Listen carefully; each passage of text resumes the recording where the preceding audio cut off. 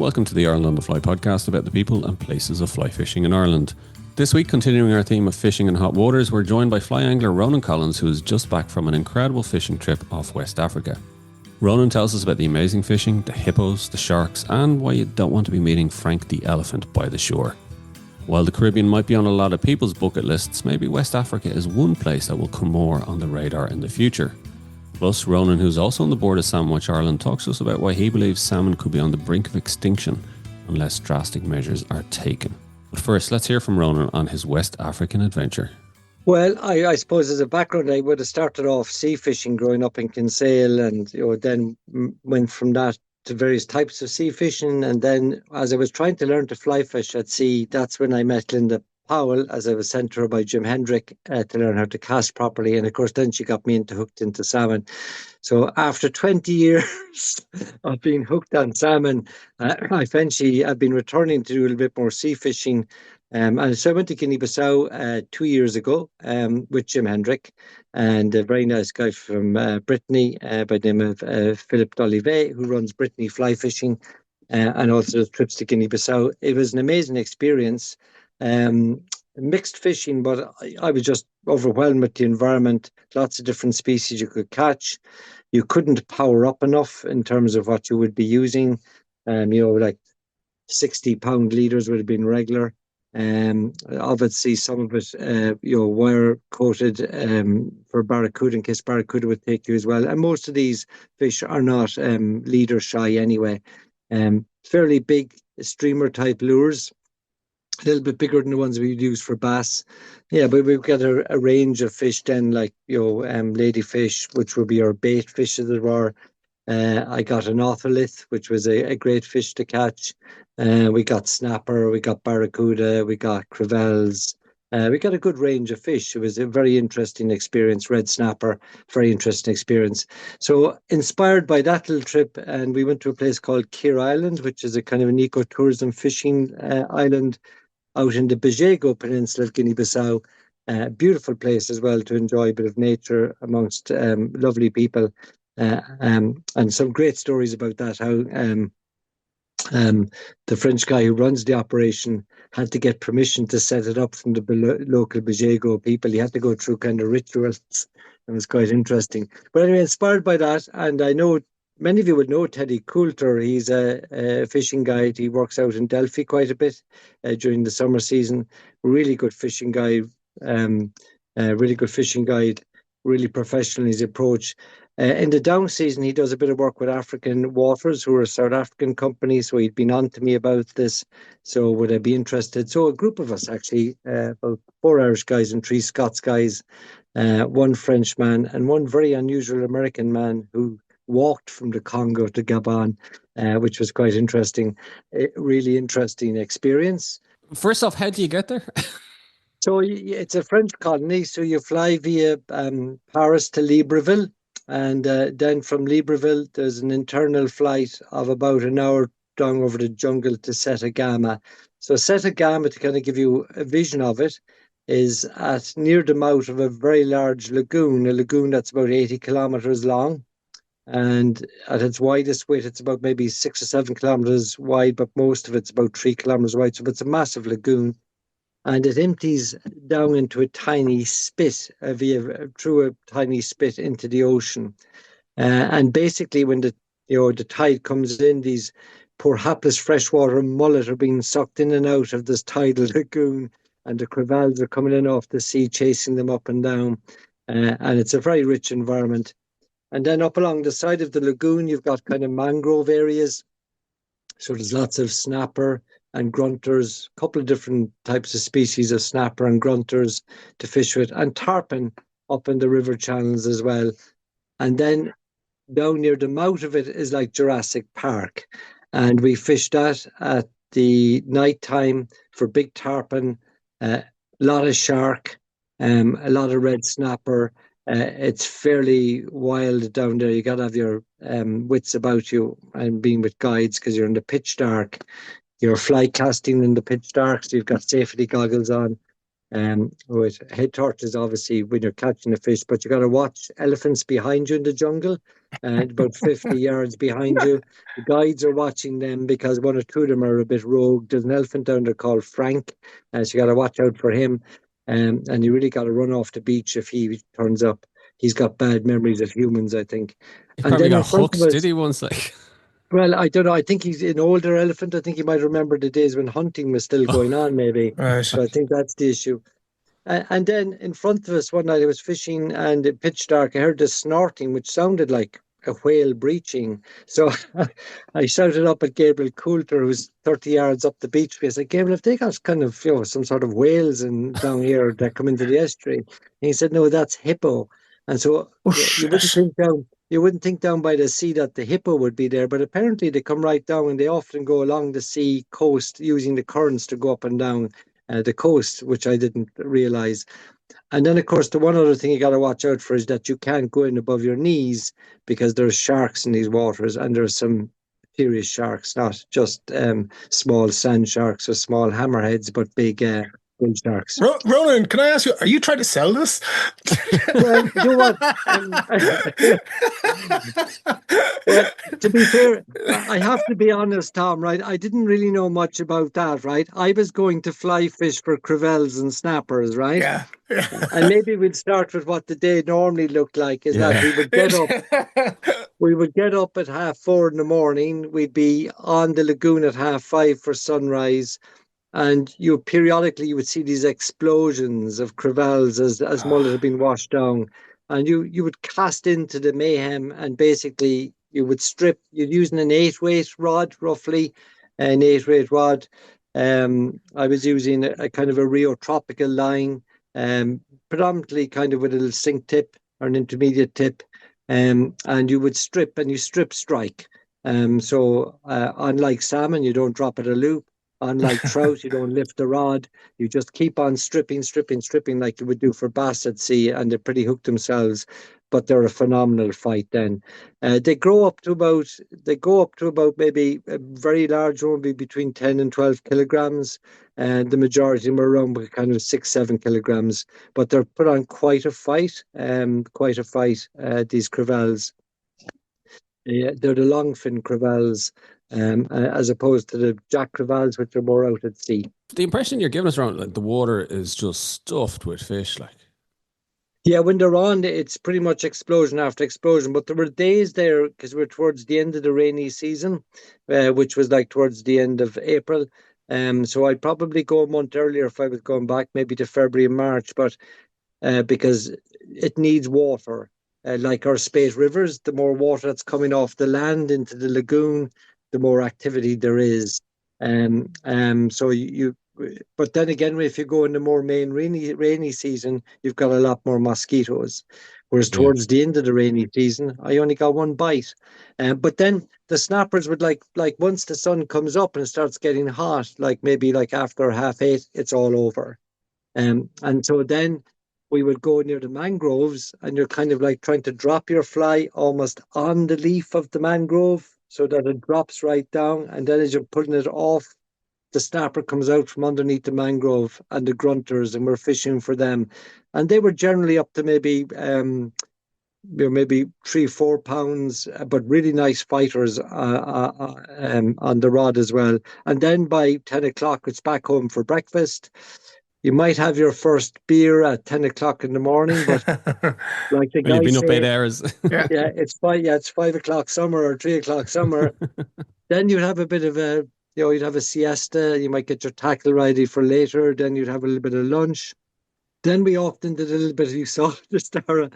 We did a little bit of redneck fishing. We have the videos. But I'm going to come clean on it. We'd sit down by the lagoon, just watch nature, lots of nature to watch, monitor lizards, little crocodiles, lots of great bird life, monkey activity. And then, as I said, I just 1 or 2 occasions, I threw out a line with one of these little ladyfish hooked through the lip on it. And we'd sit down, listen to a bit of music and watch nature. And I hooked this fantastic porcupine ray. Like, I think you saw photographs of it. It's quite a stunning fish. Like, he was about maybe about 20, 25 kilograms, good porcupine ray. But as we were landing that ray, which I was landing on my beloved ugly stick, the best rod ever made, in my opinion, for that type of heavy spinning. It's so durable. I've taken it everywhere. But as I was landing the ray, Teddy Coulter says, you can get down into the water now. And I says, Teddy, what type of ray is it? And he says, well, I don't think it's got a spine. I said, you don't think it's got a spine? It's murky water here now. I said, I don't want to be Steve Irwin here. I still have a bit to do. So then Teddy says, he says to Max, who was the local French guy, Max, you go into the water there. I don't think it's got a spine. So poor Max went in for a closer look. But anyway, we landed the ray and let him go afterwards. But it was a beautiful fish. And then you'd have that afternoon, and then in the evening, you'd go down to the mouth of the estuary in a boat, which is about like a 25-minute drive. You'd fish to dusk with the sun setting, beautiful sunsets over the beach. Mixed methods, some fly fishing, some lure fishing, into beyond the second wave as it's crashing on the beach. A lot of jacks in the waves. Of course, if you hook one of the jacks, you got to be careful because the shark will come in pretty swiftly after it. You got to watch that. And then, one or two of the guys put out one or two. There was otoliths as well. And then one or two of the guys put out little bits of bait, and they got some shark fishing just to see what was out there. There was a hammerhead landed, which I was quite amazed at, about a 75-pound hammerhead. Plenty of sand sharks, about 50 pounds, again released all unharmed, all barbless hooked.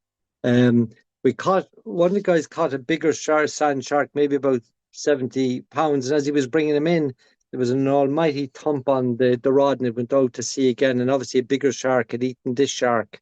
So it was like Jurassic Park down there. And then one of the French guys landed a bull shark, about 450 pounds. I think I showed you the photograph. That's a dangerous shark, to have so close in. And there are tigers. I've seen pictures of tiger sharks they've caught down there, maybe about 600 pounds plus. So there are some dangerous sharks there, yeah. What was your favorite one to go after? Well, I think the crevalles they're such a beautiful fight on the fly rod. Because you're kind of sight fishing when they break, your sight fishing where they're going to. It's a bit like teasing, as you see guys tease marlin and stuff. That you're trying to get into the pat of the fish, and when they take and you strip strike them, they're really, really strong. But there was a beauty as well in really, really being delicate, casting onto the leaves of the mangroves. My friend who was with me, Bob Hurley, was so good at it, and he was so lethal at it. I mean, he was getting fish almost every cast. We ended up calling him Swamp Bob. He's now known as Swamp Bob. He excels at that type of delicate fishing in close to the mangrove swamps. I'll be honest, then in the dusk was exhilarating. Once nightfall was down with the sea and you were fishing for tarpon and fishing for snapper, it was exhilarating because you didn't know what you were going to catch. There was barracuda there as well. I did hook a tarpon. It was so dark, I'd say I messed it up completely. I got so nervous. The pull was so strong. The fish leapt straight away. And of course, when they leap straight away, you've got very little chance of hanging them on to. They throw one, and I think 3 out of 4 throw the hook and you lose them when they jump. But this was a big fish. It would have been one of the biggest things I'd ever caught on a fly rod. I'm talking about like he was probably somewhere between 50, 60 pounds. He was a big fish. And there's a lot bigger than that there. But yeah, fishing at night was exhilarating, that's for sure, because you have safety goggles on. You have to use muscle memory because you can't see the fly. So you're using 10 weight rods for tarpon and the bigger snappers at night. And big flies. So you can imagine under the starlight with elephants rustling behind you, hippos snorting in front of you. You're at the height of your senses and probably at the limit of comfort of what I would do. Right. But I felt completely safe with Teddy and his crew, to be honest with you. They're a really professional group of fishing guides and they know what they're about. Just talking there, I mean, sounds amazing, and I'm completely with you about the comfort when it starts. It's good to know somebody's there watching out for you. But how much of the fishing was from the shore? I presume the one at the dusk with the sunsets was from the beach. Yeah. Was it? That wasn't from a boat. And if the mangroves then, was that from a boat? Were you casting in towards the mangroves, or how were you doing that? Yes. So the lagoon fishing was all from a boat. They're nice Right. little skiffs. They're very steady skiffs. There's no real wave in the lagoon. There's just a little current flow, and it's very nice, comfortable fishing. They've got one or two kind of people with more like American bass boats, with those flat decks on them. Those fly casting decks that are very comfortable. Um, and you're just going up and down the current, watching nature. I mean, we'd elephants like within 20 feet of us, just walking down the lagoon, swimming down the lagoon next to us, looking at us, all these pelicans coming in. The pelicans know when the feast is going to start with the mullet, because they start taking up position along the little shores of the lagoon. They know that the crevalle will drive the mullet up onto the and the ladyfish up onto these little beaches, and the pelicans can just sit there and wait for their breakfast. And then the palm nut vultures arrive as well, and everything is orchestrated. Like they all arrive, the fishermen, the pelicans, the palm nut vultures all arrive at 5:30 in the morning, and we sit there twiddling our thumbs, waiting for the crevalle to start hammering into the mullet. It's beautiful, like. The picture you're painting there, Ronan, it's exactly what I think of Africa in terms of the wildlife, the jungle, just the rich variety, just wildlife, nature coming alive. Was there many local fishermen around, and what's the local culture when it comes to fishing? Do they do much of it? Talk to me a bit about that. So during the day, not really, but at night, we did see as we're coming back up the lagoon that they had what we would have associated with kind of like a type of a gill net, but it was after a particular species of fish, and they're limited enough in terms of the lengths they use, and they're it's sustainable fishing. It's not like that they're catching for big markets; they're just catching for the local villages and things like that. And so it's pretty sustainable fishing. Um, you know, Teddy and the guys who've been there year after year see limited damage, and they're fishing for a type of fish that isn't amenable to the fly anyway. It's kind of like my understanding of it was that it was kind of like kind of a freshwater type of a herring type fish, if you know what I mean. Okay. Um, so of course there's fishing there, but I didn't see any big industrial fishing nor off the coast either. Obviously, when you see a healthy shark population like that, you can Mm. assume that there's no big amount of long lining or serious tangling nets going on off the coast. But there was a little bit more fishing going on in Guinea-Bissau. It's closer to Senegal. Again, those fishermen were to be down regularly. Again, in kind of dhow type boats. I didn't see any industrial type boats, but obviously, if there's enough of them, they will affect the stocks. We catched and released everything, bar one or two crevalles for the camp.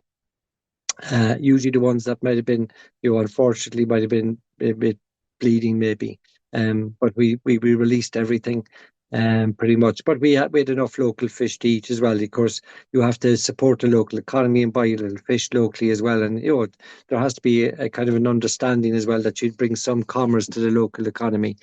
One of the great things you can do there is that, and we had a visit from the current president of the World Wildlife Federation, Isabelle Osterley, I think is her surname in French. She's quite a well-known yachtswoman, but she visited the camp. You can do jungle walks from the camp, and you could opportunity to see chimpanzees further up the lagoon, opportunities to see lowland gorillas, hippos, uh, any amount of different monkey species, and amazing bird life. So there's a lot to see there as well. When you're in the surroundings of the camp. The camp originally set at Gama. Of course, it's got, as you can imagine, a non-savoury colonial past. It was set up there originally, I think, as a kind of an export point for the slave trade, and that's what it might have been originally, I think. But it's a lovely environment, and privilege to fish there and see the wildlife there and meet the local people there. It was really, really nice place. Yeah, what's the local culture? Did you get much chance to interact with the locals? Well, I mean, a lot of our guides were locals as well, who'd Okay. been trained up locally. We didn't get it. I didn't get into the local village, but you're welcome in the local village as well. They've kind of a clan culture, like a tribe culture. So the local tribe, um, I think they see increasingly their future is going to be on ecotourism. And although Gabon has been relatively wealthy because it had oil, from what I saw in a limited fashion, the country has used its wealth appropriately. It's invested very heavily in conservation. The oil companies haven't ruined their jungles or their environment, it has been my impression. And they're very proud of their jungle resource, and they can see the value of it, both in terms of sustainable harvesting of the timber and also in terms of ecotourism. We went to a conservation centre on the way back to be a little bit educated, and they have an astonishing amount of trees, different species of trees. And the guy was telling us that the jungle lands are usually under the control of individual tribes. And I think it was something like that. Each tribe is allowed harvest one tree per acre every 2 years, something like that. Just while you touch on it there, the story with Gabon, it was a French colony, yeah? Yeah, so it's predominantly French speaking, like, yeah. And when did it gain independence? I think I'm not certain about this, Tom, but if I memory serves me right, I think sometime in the early 50s, but Right. I'm not absolutely certain about that. It has been relatively stable since. Interestingly enough, they had a kind of what I would call what seemed to be a relatively bloodless coup about 8 years ago. And the guy who led the coup won the elections, which were on while we were there, because I did look it up and I saw that there was an election on while we were there. And I was going, oh my God, like, I hope this place is stable. Yeah. I don't Yeah. want to be flying into Libreville on election night if things haven't gone well. But I got a sense that they're pretty relaxed Yeah. about things, and that they seem to have a vision of what they want to achieve for their own country. But listen, that's a very superficial observation. I was there once, you know what I mean? And Yeah. Yeah. but I never felt unsafe, I have to be honest. Never felt Mm. unsafe. I didn't get that tension in Libreville when we were there. I didn't get that tension. And just so people are wondering, in terms of, so you were at Guinea-Bissau before, so as you kind of come around the western part of Africa, you've got that Guinea-Bissau. I didn't realize how much further south Gabon is. So you come around, and then you have Nigeria, and then you have Cameroon, and then you have Equatorial Guinea, and then you have Gabon. So you're kind of midways in the African continent, really, isn't it? Like in the continent. Yeah, So you are. You're pretty close to the equator yeah, there. You pretty much are. Mhm. Whereas Guinea-Bissau is kind of really further north, appreciably. yeah. So did that mean the selection of fish was much greater than compared to Guinea-Bissau? Did you find? I would have rated. Well, I suppose it was slightly different because I suppose in Guinea-Bissau we were effectively fishing out at sea. Yes, It was a yes. very large archipelago, and you were fishing sea tides. So, for example, part of Guinea-Bissau, this is going to sound a bit daft, but parts of Guinea-Bissau you'd land in these huge sand spits. So it reminded me of fishing Bano Bay on a really hot summer's day, except it like 20 more species. Like, But we're just saying, after speaking to Ken last time, they might be Yeah. coming up. Like, you know Yeah. what I mean? yeah. You might actually be catching them in a few years. Well, I hope maybe all that equipment I bought then won't be a waste of money. You get to use it closer to home. Yeah. I get the sense as well, Ronan. Like, I suppose people think maybe kind of when you're thinking of kind of that kind of tropical saltwater fishing, they think more, I don't know, is it, Venezuela, Suriname, around there, the Caribbean, Barbados. Whereas, is this a kind of a cheaper, more off the beaten track kind of alternative, you think? I think, well, like all things in life, I suppose it depends what you're looking for. Now, I have to come clean. I've never been bone fishing, for example. I've never gone after permit or anything like that. I've done a little bit of salt water in the Caribbean, and I've done a little bit. Where else did I go? We did a little bit in Tobago one time as well. But yeah, but the wildlife here is a lot more. I suppose. There's a lot more wildlife and variety, and there's a lot more variety of fish, I think. I think in a lot of the other places, I suppose Cuba had a good variety. I fished Cuba once, and that had a good variety of fish. But this place had quite a variety and quite a different amount of methods. If you were happy to be a mixed methods fisherman and try a little bit of everything and not be so purist about it, you were going to have an absolute brilliant holiday. Do you know what I mean? Because there was so many opportunities there. And I'm not a bait fisherman ever really. I had been a lure fisherman, but I'm not purist about it either. I can see the enjoyment as well in different types of fishing. But fishing has to be sustainable in my view as well, and the methods you use have to be, at least fish friendly to an extent, as well. And on top about the nature of the hooks and the nature of how you fish for for species. But yeah, I think it certainly would be cheaper than the Florida Keys or maybe going to Cabo San Lucas or places like that, and you'll see a hell of a lot more wildlife. And if people are interested, I'd probably reach out to Teddy Coulter and ask him, what's available. I think it's advantageous to go with someone who's a professional, proper trained Irish guide who knows Africa as well, because that makes things a lot more easier. And you need to be with someone who's experienced. There are dangers here, right? I don't want to be over egging it, but there are dangers here as well. You need to know what you're doing. I just get the impression, and you talked about going to different places, but what really got you about here, aside from the fishing, was the nature and the wildlife, Ronan. Yeah, well, Dara will know this, in that apart from my love of yacht rock, and I think the Doobie Brothers are playing the Tree Arena shortly, Dara. I think Michael McDonald is coming. I know you're a big fan of God, Michael. I don't know why I haven't been notified about that. God. A bit disappointing he hasn't told you that. But I usually try and go places. I'm not, being honest, I'm not overly hung up at the catching either. I do get the important, it's not that I've loads of money to be thrown away and going and catching nothing. But I figure if you go to a place that's interesting, both from an environmental and maybe a biodiversity point of view, and that you get to see something new, be it geological, for example, like Darren and myself would have seen up in Greenland.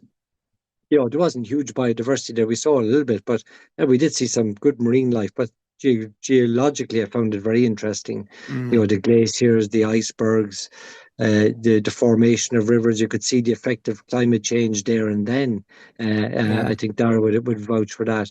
And then if you go to a place like Africa and you've got a different culture, different people, music, food, and the biodiversity around it. To me, I feel I'm immersed in something, and the fishing is, yes, the reason I'm there, or the conduit that made me go there, but it's not the end all and be all of everything. You know what I mean? 100%. And it's funny actually when we talk about, like, say, Greenland, like, and my memories when I look back on Greenland, it's still one of the best trips I've ever done. Is, okay, yes, the fishing was brilliant and it was great fun, but for me the other standouts were I'll never forget when we were coming in that night. It was like 1 o'clock in the morning in the boat coming into the estuary and seeing the whales. So seeing that was my first time ever seeing the whales that close and the spout coming up, and then even the other time, where did we land, Ronan? Remember there was a delay with the hotel, and yeah. Just walking around, just the Greenland village, going to the shop, going into the fish market. It's not, like I said, it's not the fishing is part of it, obviously, but actually all the memories and highlights are all the other bits as well. Like that's what makes a trip, I think. Yeah, I think it was Manitsock, wasn't it? Manitsock, yeah, Manitsock, yeah. There was a local bar in Manitsock, and I was dying to go in there and get stuck in, but it was closed.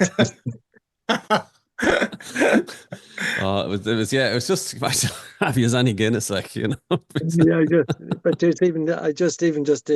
was just happened to be closed. Like when we called, I thought they would have looked like one of these places where you'd hear amazing stories. But yeah, so as I said, I think I use fishing as a little bit of the conduit to make me visit places as well and look at places where you wouldn't consider going. And of course, you have to save up for it. I was lucky I was able to afford it, but it's not that I do this every year either. It's you save up for it, and you try and pick somewhere that's interesting. So I'm planning. Obviously, won't go next year, be too much. But the following year, kind of, I've a trip earmarked with maybe Teddy again, to go off again. Yeah. I have to say, yours, you have sold it to me in terms of just the diversity and the wildlife. Although it was a dodgy start. the hippo, the shark, but Frank came the up. elephant. Yeah. Well, the funny thing, Tom, is you mentioned when we arrived there, right? I'd kind of read a little bit, but I didn't know as much. And the first day we arrived there, and this is where you do need an experienced guide who knows how to psychologically get you over any doubts you had. He took us straight down first night down there. You know what I mean? Yeah. Up the Yeah. heavyweight gear down there. Not so much that we would catch anything, but to show us what it was we would be Mm, doing. You know what I mean? And I good. found that was a Yeah. very useful tactic Yeah, that was because then good. Yeah. it was very good. You weren't waiting, oh God, we're going to do that Thursday night, and you'd be nervous about it the whole Yeah. 3 days. You know what I mean? Yeah. It's stuck in. Actually, just final question on Africa, Ronan. The one thing that puts me off is the heat and the stickiness, and I get this impression of, and correct me if I'm wrong, is it's bloody tough work fishing in that kind of weather, and you're constantly casting, and you're being eaten alive, or there's bugs, or I just, tell me, is it as bad as that, or do you just get used to it? Well, first of all, to go back to Guinea-Bissau again, I think it's important looking at the season and to go with a guide that knows the place well. Mm. So, when I went to Guinea-Bissau, I went with Philip D'Olivet from Brittany Fly Fishing, as I said, because Philip goes out there quite regularly. He knows the place very well. He has it well organised.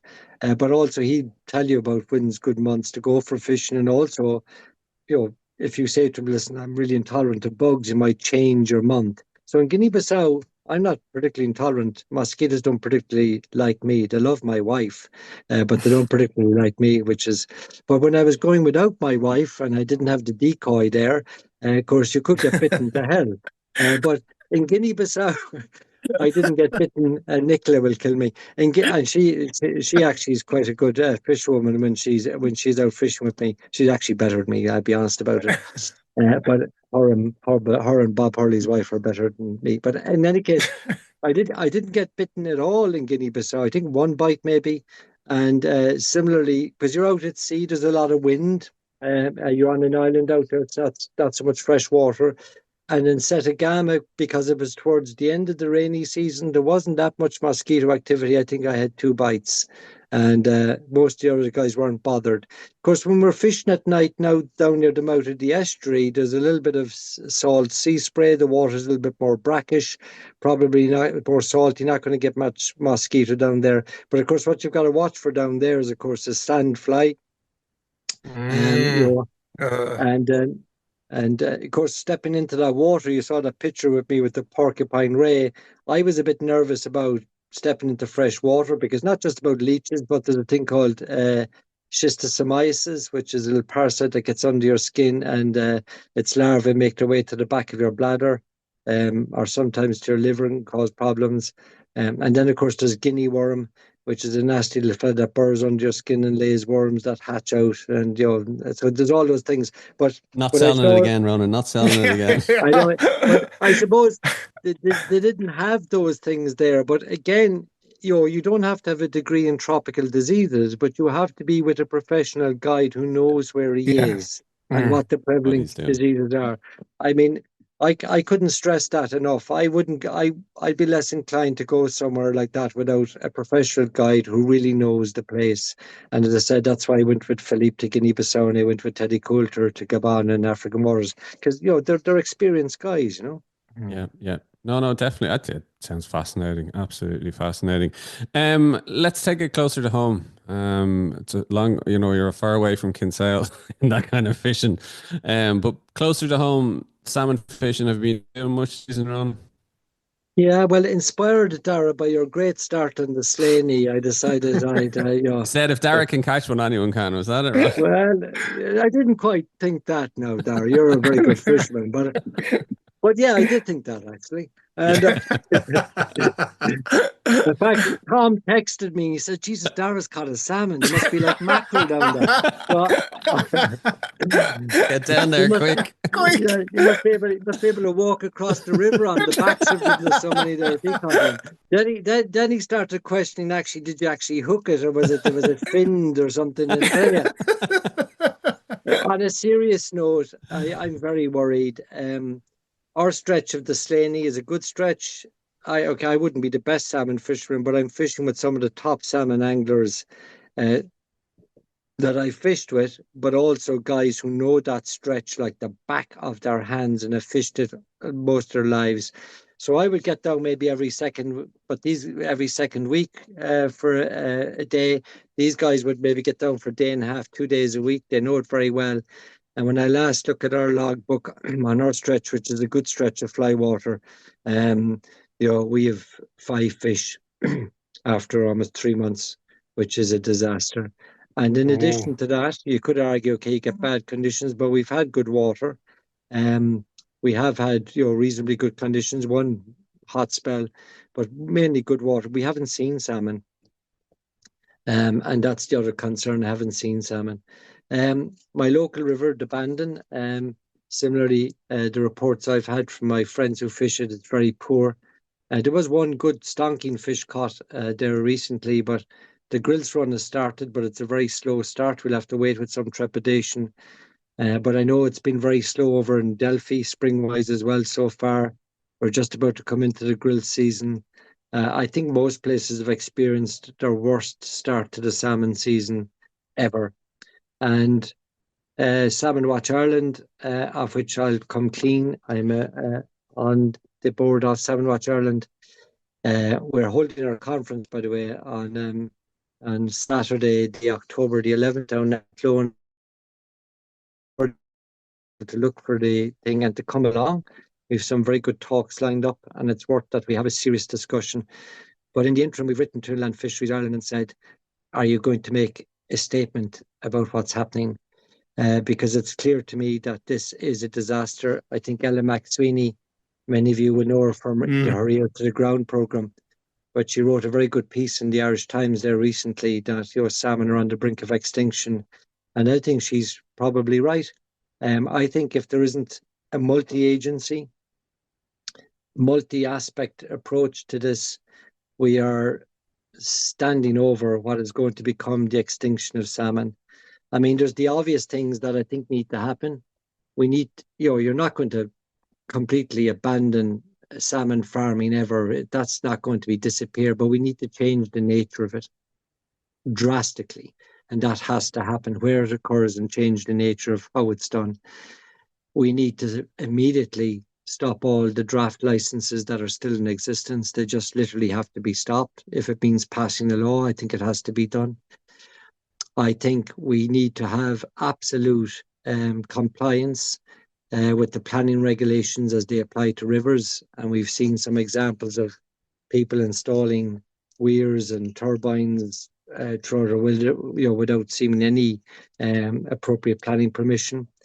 We need to have an appropriate enforcement agency like you would have in America, where you'd have a fisheries enforcement agency that are like the guards, that are armed if necessary, because some of these gangs, unfortunately, in certain areas of the country are increasingly violent. And we need to have proper enforcement with proper penalties in legislation to support that out. I think we've all seen ludicrous fines handed out, and even behavior that I can't understand, where we're watching a group of people catch 13 salmon, and then we observe them again go out and leave them catch another 20. Why would you leave a second tranche of cast? What is it about the law that we have to observe it twice before we would apprehend them? And then they go to court and they get a fine for less than €1,000.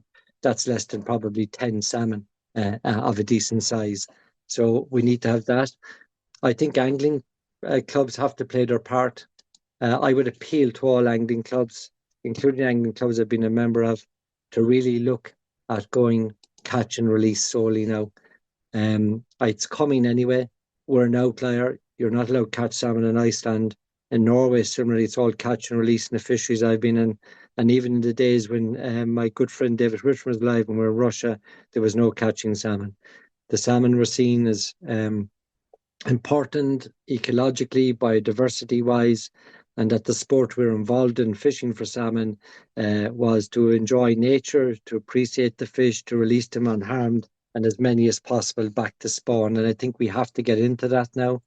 I think the days of showing, I know I'll attract comments that, and it's fine. Of course, I've killed and eat fish. I'm not a purist like that. But I think with regard to salmon, I think posting pictures of tagged fish is no longer acceptable. I think that the species are on its knees. And then lastly, I think as well that in some rivers now, and I know we have to listen to the scientists, but we've also signed up to an EU-wide agreement in order to look at the restocking issue and to genetic banking of salmon. But I think some of our rivers now, my observation would be that the population is so low that we need hatcheries because I don't think they're capable of sustaining themselves. And then lastly, because we've interfered so much, but we are going to have to look at maybe control of predation and removal of certain barriers if we want to save the salmon. That's quite an A agenda. list. Yep. It Mhm. involves a lot of agencies. It involves a lot of people. But as the old Irish expression goes, Ní nart go cur le céile, we're not strong unless we're together. Every person has a part to play here if we want to save salmon. And that has to be the rally cry here. We are now facing a situation unthinkable that salmon could disappear from our rivers forever or become such a rarity as to not be seen. And we've places in our country named after salmon, like Leakslip, named after salmon, Laxa, meaning salmon. It used to appear on our coins. It's in our folklore, in the salmon of knowledge. This is an iconic fish that represents so much to us. It's in our songs, like a song for Ireland. It's important that we do not let this species go extinct. And that means we all have to play a part here. And the other thing on that, Ronan, and very well said, if you want, like, as a kind of a summation of where we're at, like, and the problems, we haven't even mentioned what's going on far out at sea in terms of trawlers and overfishing, and we don't even know what the hell is going on there, really, and lack No, of control as well, like. and I accept that. And so, for example, again, going back to, I used to be very concerned about pair trawling, not because it was destroying the biodiversity in our estuaries and at sea, but because also, if you took all the spat out of the harbours, the returning kelts from river systems come back into an estuary where there's nothing for them to feed on. That's right. And so When they all need these, it. exactly, and all these things are linked. So we can control, but inland fisheries, when I raised this with them, didn't seem to realize that under legislation, they have a responsibility for bass and salmonoid species to within 12 kilometers of our coast. And that's in the legislation. And so I think we need to review the whole thing. But I also believe in starting with the man in the mirror. You look in the mirror and you see, what can I personally do to try Mm. and help the species. And any one of us who's involved in salmon fishing, involved in salmon clubs, or who've got links to certain parts of rivers, we all have to do our bit, and then the agencies have to do their bit.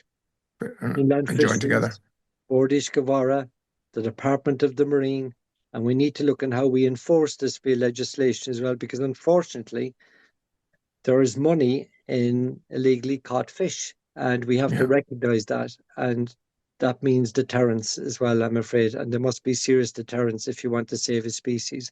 I used to always use the analogy with rhino horn. What would you do if you caught someone with a rhino horn? And I think we now need to say, look, what do we do with someone who's gotten illegally caught or a salmon that isn't allowed to be caught? We have to look at that in that type of way. I'm sorry to sound in such a downbeat, but I'm very depressed this season, and it's not just my section of the river or my poor fishing, by the way.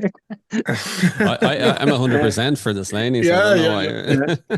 Think with yeah. the I mean, you're right, Dara. You can catch fish there. I know. I've seen it. There's a fellow by the name of Dara Whelan. He's regularly posting them. Like, But I think the interesting thing there, and it's really well said what you went through there, Ronan. And then, we have discussed what's happening out in the ocean. And we've called it the Wild West on many occasions. But what you said there, all of those things were controllable. All of those things that you mentioned can be done, right? And that's a start. And while we can't control the high seas at the moment, all those points that you mentioned, we can get them going here and get them started.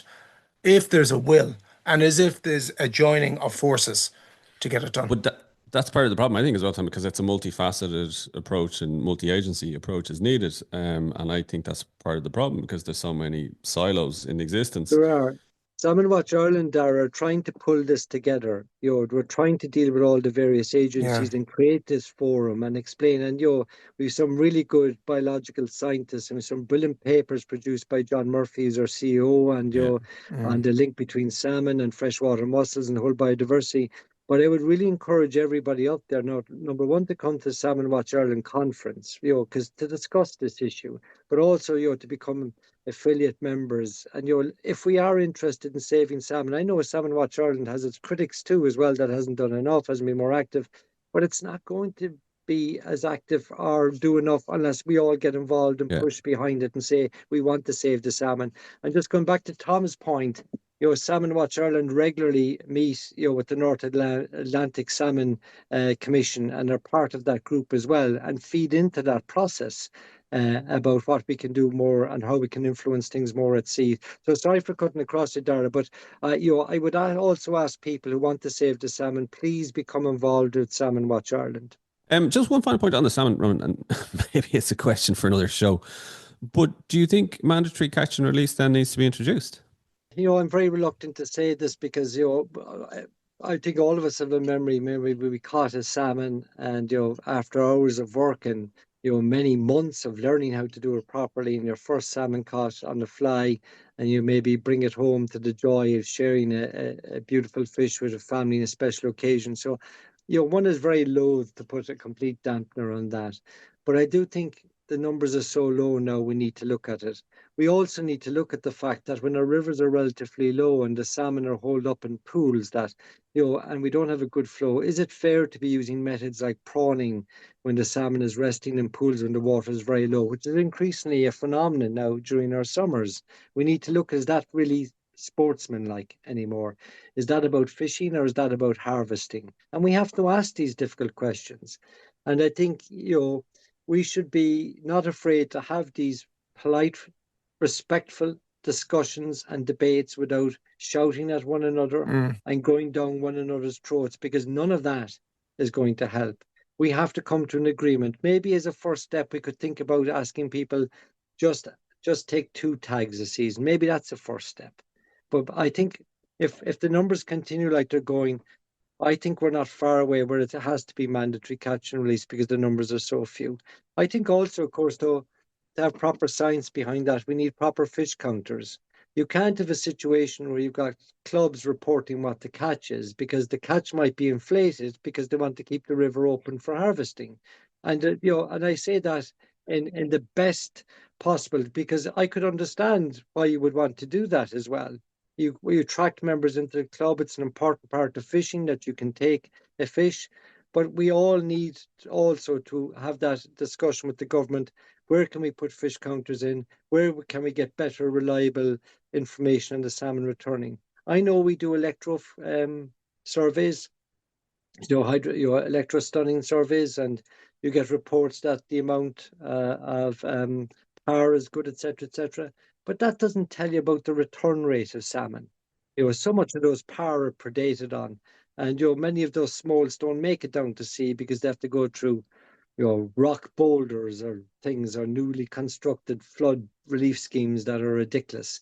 And so we don't know how many of them are getting back to sea. So the only reliable, I think, you have picture of breeding fish is the amount of adult fish that are returning into the river. That's the only reliable indication of how much breeding fish you have coming back into the system.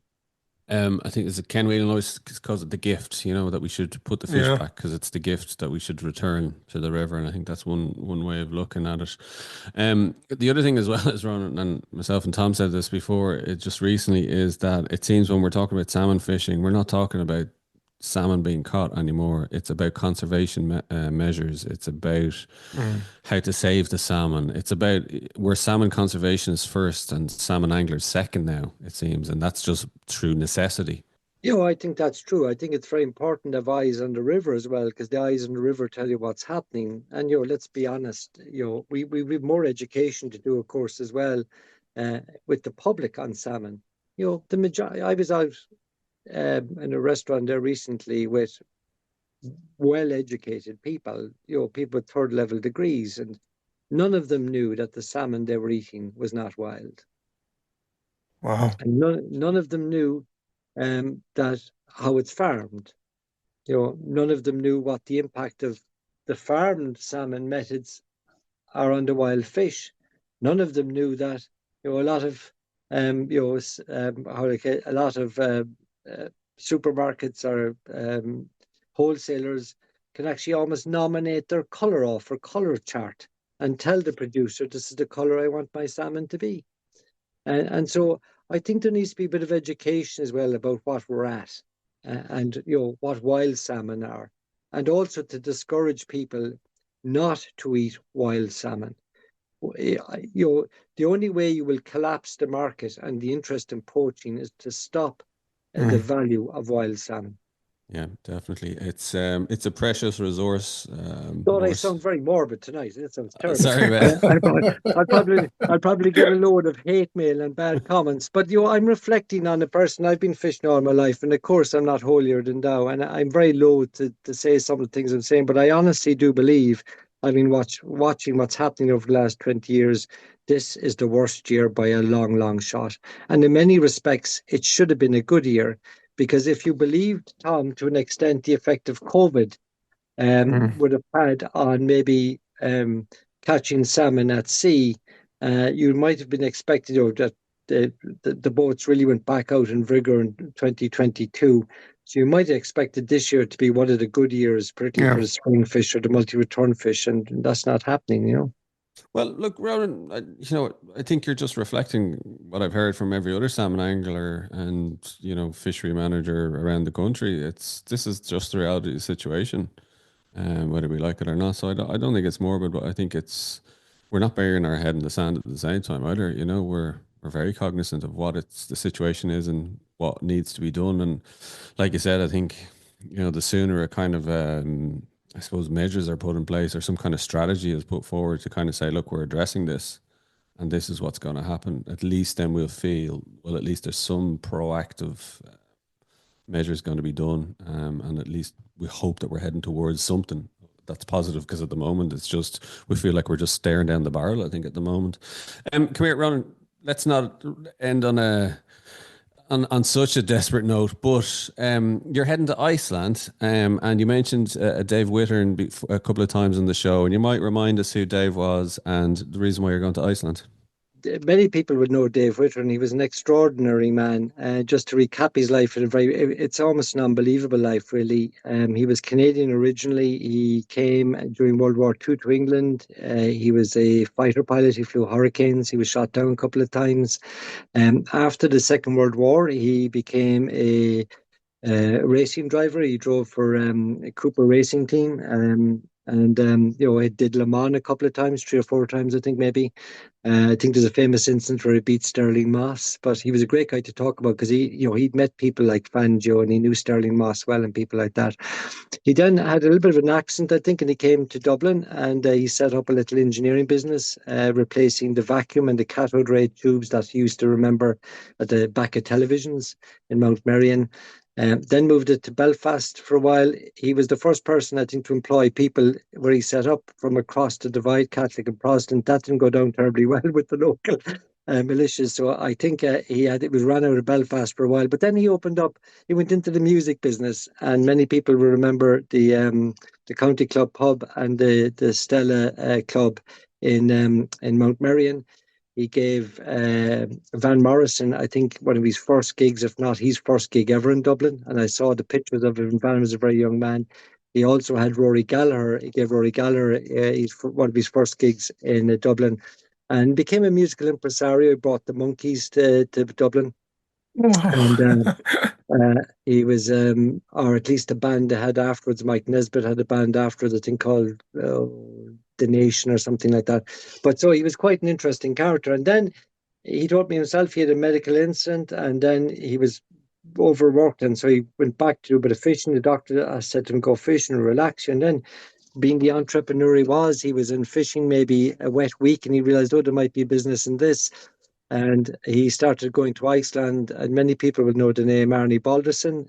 He started with Arnie, and many people would know her Pragnesty Angling Club, owned by John Purulison. But David and John's father and Arnie Balderson started the first serious salmon approach fishing to salmon angling tourism in Iceland. He also ran Screeb Fishery for about 3 or 4 years in the west of Ireland. He opened up a fishery on the Boyne and a hatchery at the time as well.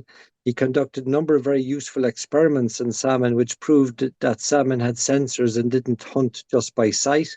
And he phenomenal interest in biology as well. And then he started moving into Russia, and back in the early 90s, bringing people into the Kola Peninsula.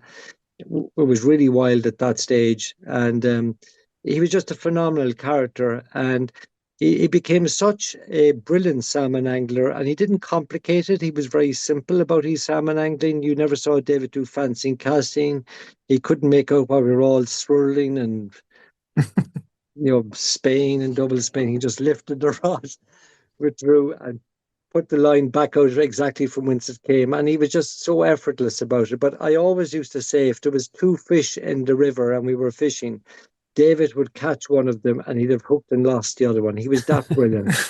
He could absolutely think where the salmon was and what it was doing. He was a great believer in temperature, by the way, and the importance of temperature as to what the fish were doing. There were certain times he'd take the air temperature. If the air was colder than the water, he'd never fish. And so he'd all these rules and certain temperatures in Fahrenheit about when a fish would move and when they wouldn't move.